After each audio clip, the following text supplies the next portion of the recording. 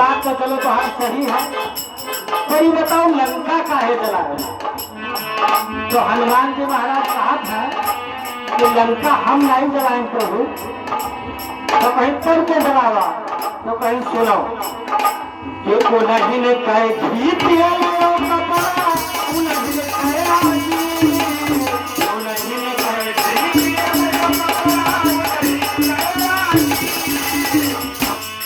हनुमान जी कहा था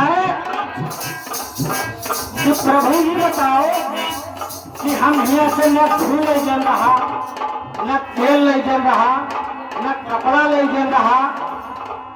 तो उन्हीं ने कहे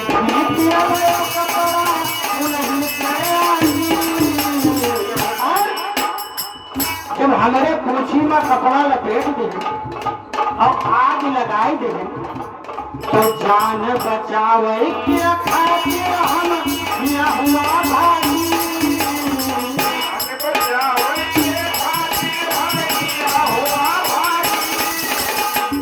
जब हमें पूछ में आग लगाए दें तो प्रभु हम अपन जीव न बचाई, तो हम अपन जीव बचावे खातिर यहाँ बाहर भागे,